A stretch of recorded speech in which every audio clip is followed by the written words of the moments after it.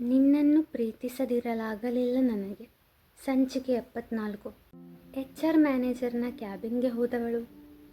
Sir, ನಾನಿವತ್ತು ಹೊಸದಾಗಿ accountant ಪೋಸ್ಟ್ಗೆ ಅಪಾಯಿಂಟ್ ಆಗಿದ್ದೀನಿ. ತಮ್ಮ ಕನ್ನಡಕವನ್ನು ಸರಿಪಡಿಸಿಕೊಂಡವರು ಅವಳನ್ನೊಮ್ಮೆ ದಿಟ್ಟಿಸುತ್ತಾ, yes, welcome to SS group of companies ಎಂದು ಪ್ಯೂನನ್ನು ಕರೆದು ಅವಳನ್ನು 2ನೇ ಫ್ಲೋರಿಗೆ ಕರೆದುಕೊಂಡು ಹೋಗಿ ಅಲ್ಲಿ ಅವಳಿಗಾಗಿ ಮೀಸಲಿಟ್ಟ ಸೀಟನ್ನು ತೋರಿಸಲು ಹೇಳಿದರು. ಆವಣಿ ಪ್ಯೂನ್ ಜೊತೆ ಹೆಜ್ಜೆ ಇಟ್ಟಳು. ಅಣ್ಣ, ನಿಮ್ಮ ಊರು ಯಾವುದು? ಮೇಡಮ್, ನೀವು ನನ್ನನ್ನು ಅಣ್ಣ ಅಂತ ಕರಿಬೇಡಿ, ಹೆಸರು ಕರೆದ್ರೆ ಸಾಕು. ವಯಸ್ಸಿಗೆ ದೊಡ್ಡವರನ್ನು ಹೆಸರು ಹೇಳಿ ಕರೆದ್ರೆ ನನ್ನ ಅಪ್ಪ ನನಗೆ ಬೈತಾರೆ. ಅಣ್ಣ ಅಂದರೆ ಏನಾಗಲ್ಲ ಬಿಡಿ.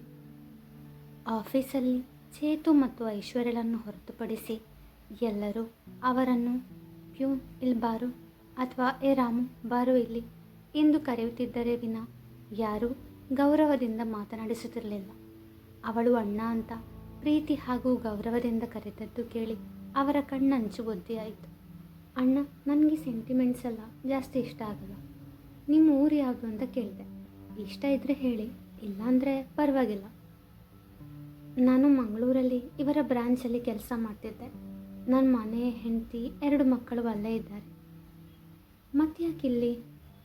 ದೊಡ್ಡ ಬಾಸ್ ನನ್ನನ್ನು ಇಲ್ಲಿಗೆ ಟ್ರಾನ್ಸ್ಫರ್ ಮಾಡಿದರು. ಯಾಕೆ? ಮೇಡಮ್, ನಿಮ್ಮ ಸೀಟ್ ಇದೆ, ನಾನು ಬರ್ತೀನಿ. ಇಂದು ಪ್ಯೂನ್ ರಾಮೂರವರು ಹೋದರೆ, ಅಣ್ಣ 1 ನಿಮಿಷ ಎಂದಾಗ ಅವರು ತಿರುಗಿ ನೋಡಿದರು. ಮೇಡಮ್ ಅಲ್ಲ, ಆವಣಿ ಅಂತ ಕರೆದರೆ ಸಾಕು ಎಂದಳು. ರಾಮು ಅವರು ಸರಿ ಎಂದು ತಲೆ ಆಡಿಸಿದರು. ಆವಣಿ ತನ್ನ ಜಾಗದಲ್ಲಿ ಕುಳಿತು ಸುತ್ತಲೂ ಒಮ್ಮೆ ನೋಡಿದಳು. ಆಫೀಸ್ ಇಂಟೀರಿಯರ್ ತುಂಬ ಚೆನ್ನಾಗಿದೆ. ನಮ್ಮ ಬಾಸ್ ಟೇಸ್ಟ್ ಸೂಪರ್ ಎಂದು ಮನದಲ್ಲೇ ಹೇಳಿಕೊಂಡಳು. ನಂತರ ಅಲ್ಲಿ ಅವಳಿಗೆ ಇಷ್ಟವಾದ ಪ್ರತಿಯೊಂದು ದೃಶ್ಯಗಳನ್ನು ತನ್ನ ಮೊಬೈಲ್ ಕ್ಯಾಮರಾದಲ್ಲಿ ಸೆರೆ ಹಿಡಿದಳು. ಜೊತೆಗೆ ತನ್ನ 4-5 ಸೆಲ್ಫಿಗಳನ್ನು ಕ್ಲಿಕ್ಕಿಸಿಕೊಂಡಳು. ತನ್ನ ಬ್ಯಾಗ್ನಿಂದ ಮುರುಗನ್ ಸುಬ್ರಹ್ಮಣ್ಯ ದೇವರ ಚಿಕ್ಕದಾದ ಮೂರ್ತಿಯನ್ನು ಹೊರತೆಗೆದು ಟೇಬಲ್ ಮೇಲಿರಿಸಿ, ಮುರುಘಾ, ನಿನ್ನನ್ನೇ ನಂಬಿದ್ದೀನಿ. ಇದು ನನ್ನ ಮೊದಲ ಕೆಲಸ. ಎಲ್ಲ ಒಳ್ಳೆಯದಾಗೋ ಥರ ಮಾಡಪ್ಪ ಎಂದು ಕೈ ಮುಗಿದು ಸೀನಿಯರ್ ಅಕೌಂಟೆಂಟ್ನ ಭೇಟಿಯಾಗಿ ತನ್ನ ಅಂದಿನ ಕೆಲಸದ ಬಗ್ಗೆ ತಿಳಿದುಕೊಂಡು ತನ್ನ ಕೆಲಸವನ್ನು ಮಾಡತೊಡಗಿದಳು. CCTVಯಲ್ಲಿ ಅವಳ ಪ್ರತಿ ನಡೆನುಡಿಯನ್ನು ಗಮನಿಸುತ್ತಿದ್ದ ಚೇತು ಕಾರ್ತಿಕ್ಗೆ ಕರೆ ಮಾಡಿದ. ಇಲ್ಲಿ ಬೆಳಗ್ಗೆ 10:30 ಆದರೆ ಅಲ್ಲಿ ಮಧ್ಯರಾತ್ರಿ 12 ಗಂಟೆ. ಕಾರ್ತಿಕ್ ಗಾಢವಾದ ನಿದ್ರೆಯಲ್ಲಿದ್ದವನನ್ನು ಚೇತುವಿನ ಕರೆ ಎಚ್ಚರಗೊಳಿಸಿತು. ಯಾರಪ್ಪ ಇಷ್ಟೊತ್ತಲ್ಲಿ ತಿಗ್ನೆ ಥರ ಕಾಟ ಕೊಡ್ತಿರೋದು ಎಂದು ಗೊಣಗುತ್ತಾ ಅರೆನಿದ್ರೆಯಿಂದ ಕರೆ ಸ್ವೀಕರಿಸಿ, ಹಲೋ ಎಂದರೆ, ಎಷ್ಟು ಹೊತ್ತು ಬೇಕು ನಿಮಗೆ ಫೋನ್ ತೆಗೆಯೋಕೆ ಎಂದು ಚೇತು ಒಂದೇ ಸಮನೆ ಬೈಯುತ್ತಿದ್ದರೆ, ಓಕೆ ಎಂದಷ್ಟೇ ಪ್ರತ್ಯುತ್ತರ ನೀಡುತ್ತಿದ್ದ ಕಾರ್ತಿಕ್. ಚೇತುಗೆ ತಲೆ ಕೆಟ್ಟು ಹೋಗಿ ಬಾಯಿಗೆ ಬಂದ ಹಾಗೆ ಸರಿಯಾಗಿ ಬೈದಾಗ ಕಾರ್ತಿಕ್ನ ನಿದ್ದೆ ಸಪ್ತಸಾಗರ ದಾಟಿ ಹೊರಟು ಹೋಯಿತು.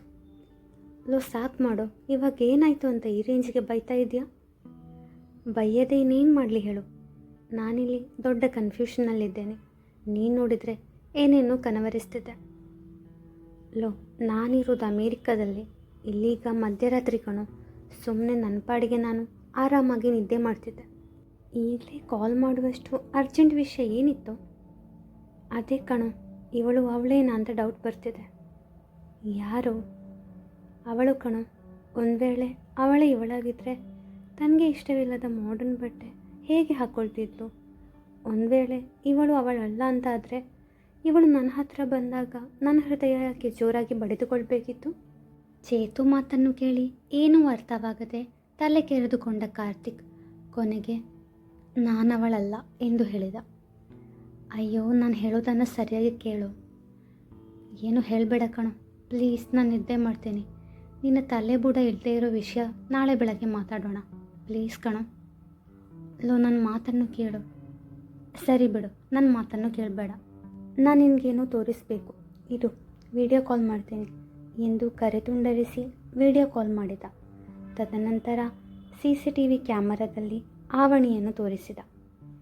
ನಿದ್ದೆಗಣ್ಣಲ್ಲಿರುವ ಕಾರ್ತಿಕ್ಗೆ ಮೊದಲು ಅವಳು ಯಾರು ಎಂದು ಅರಿಯದಿದ್ದರೂ ಸೂಕ್ಷ್ಮವಾಗಿ ಗಮನಿಸಿದಾಗ ದಂಗಾಗಿ ಹೋದ.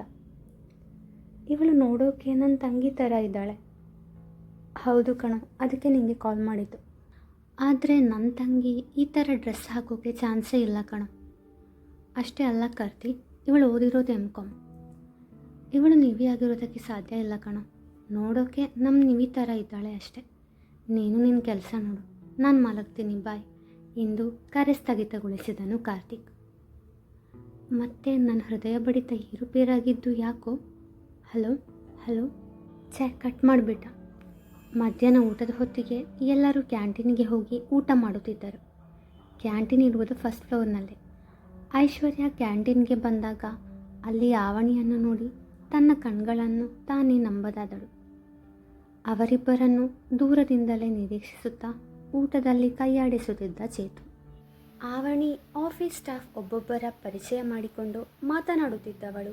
ಚೇತುವನ್ನು ನೋಡಿ ಅವನ ಬಳಿಗೆ ಹೋಗುವಾಗ ಆಫೀಸ್ ಸ್ಟಾಫ್ ಎಲ್ಲರೂ, ಬಾಸ್ ಹತ್ರ ಜಾಸ್ತಿ ಮಾತಾಡಬೇಡ, ಅವರದ್ದು ಯಾವಾಗಲೂ ಸಿಡುಕುಮೂತಿ ಎಂದಾಗ, ಐ ಕ್ಯಾನ್ ಹ್ಯಾಂಡಲ್ ಹಿಮ್ ಎಂದು ಅವನ ಬಳಿಗೆ ಹೋದಳು ಆವಣಿ. ಹಾಯ್ ಸರ್, ನೀವಿಲ್ಲೇ ಊಟ ಮಾಡೋದಾ? ಹೌದು, ಯಾಕೆ ಮಾಡಬಾರ್ದಾ? ನಾನು ಹಾಗೆ ಹೇಳಲಿಲ್ಲ.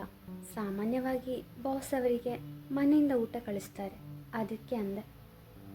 ಆಗ ಐಶ್ವರ್ಯ ಅಲ್ಲಿಗೆ ಬಂದು ನೀವಿ ಎನ್ನುತ್ತಾ ಅವಳನ್ನು ತಬ್ಬಿಕೊಂಡಳು. ಅದೇ ಸಮಯಕ್ಕಾಗಿ ಕಾಯುತ್ತಿದ್ದ ಚೇತು ಆವಣಿಯ ಮುಖದಲ್ಲಿ ಯಾವುದಾದ್ರೂ ಭಾವ ವ್ಯತ್ಯಾಸವಿದೆಯೇ ಎಂದು ಅವಳನ್ನೇ ಗಮನಿಸುತ್ತಿದ್ದ. ಎಕ್ಸ್ಕ್ಯೂಸ್ ಮೀ, ನನ್ನನ್ನು ಬಿಡಿ ಪ್ಲೀಸ್, ಯಾರು ನೀವು ಎಂದು ಆವಣಿ ಪ್ರಶ್ನಿಸಿದಾಗ, ಯಾಕೆ ನೀವು ಈ ಥರ ಮಾತಾಡ್ತಿದ್ಯಾ? ನಾನು ನೆನಪಿಲ್ವಾ ನಿನಗೆ? ನಾನು ಕಣೆ ಐಶು. ಹೌದು, ಎಷ್ಟೊಂದು ಬದಲಾಗಿದೆಯಾ? Excuse me, please stop it. ನೀವಿ ಹೋಯ್ಸ್ ನೀವು? ನನ್ನ ಹೆಸರು ಆವಣಿ. ಮತ್ತು ನೀವು ಯಾರು ಅಂತ ನಂಗೆ ಗೊತ್ತಿಲ್ಲ. ಇವತ್ತೇ ಫಸ್ಟ್ ಟೈಮ್ ನಿಮ್ಮನ್ನು ನೋಡ್ತಾ ಇರೋದು. ನಾನೇನೂ ಬದಲಾಗಿಲ್ಲ, ನಾನು ಇರೋದೇ ಹೀಗೆ. ಮೋಸ್ಟ್ಲಿ ನೀವು ಕನ್ಫ್ಯೂಸ್ ಆಗಿದ್ದೀರಾ ಅನಿಸುತ್ತೆ. ಏನು, ಆವಣಿನಾ? ಇದು ಹೇಗೆ ಸಾಧ್ಯ? ಕಣ್ಣುಗಳ ಬಣ್ಣ, ಡ್ರೆಸ್ಸಿಂಗ್ ಸ್ಟೈಲ್ ಚೇಂಜ್ ಆಗಿದೆ, ಆದರೆ ರೂಪ, ಧ್ವನಿ ಎಲ್ಲ ನಿವಿಯದ್ದೇ. ಒಂದು ವೇಳೆ ಅವತ್ತು ಆಕ್ಸಿಡೆಂಟ್ ಆದಾಗ ಎಲ್ಲಾದರೂ ಬದುಕಿದ್ದು ನೆನಪಿನ ಶಕ್ತಿ ಕಳ್ಕೊಂಡಿರಬಹುದಾ? ಇವನ ಹತ್ರ ಇದರ ಬಗ್ಗೆ ಮಾತಾಡೋಣ ಅಂದರೆ ಇವನಿಗೆ ಹಳೆಯದು ಯಾವುದೂ ನೆನಪಿಲ್ಲ ಅಲ್ವಾ? ಈಗೇನು ಮಾಡಲಿ ಎಂದು ಯೋಚಿಸತೊಡಗಿದಳು ಐಶ್ವರ್ಯ. ಅವರಿಬ್ಬರ ಮಾತುಕತೆಯನ್ನು ಗಮನಿಸುತ್ತಿದ್ದವನಿಗೆ ಅವಳು ನಿವಿಯಲ್ಲ ಎಂದು ಅನಿಸತೊಡಗಿತು. ಆದರೆ ಧ್ವನಿ, ಅದು ನಿವಿ ಥರ ಇದೆ ಎಂದು ಚಿಂತೆಗೊಳಗಾದನು ಚೇತು. ಓಕೆ ಮಿಸ್ ಆವಣಿ, ಸಾರಿ ಆವಣಿ, ನಾನು ಸ್ವಲ್ಪ ಕನ್ಫ್ಯೂಸ್ ಆಗಿದ್ದೇನೆ. ನಿಮಗೆ ನಿಮ್ಮ ಬಾಸ್ ಪರಿಚಯ ಕೂಡ ಇಲ್ವಾ ಎಂದು ಐಶ್ವರ್ಯ ಪ್ರಶ್ನಿಸಿದಾಗ, ಐಶ್ವರ್ಯ ನೀವೇನು ಹೇಳ್ತಿದ್ದೀರಾ? ಅವರಿಗೆ ನನ್ನ ಪರಿಚಯ ಹೇಗಿರುತ್ತೆ ಎಂದು ಚೇತು ಉತ್ತರಿಸಿದರೆ, ನನಗಿವರ ಪರಿಚಯ ಇದೆ ಎಂದು ಆವಣಿ ಹೇಳಿದಾಗ ಇಬ್ಬರು ಬೆರಗಾಗಿ ನಿಂತರು. ಮುಂದುವರಿಯುವುದು.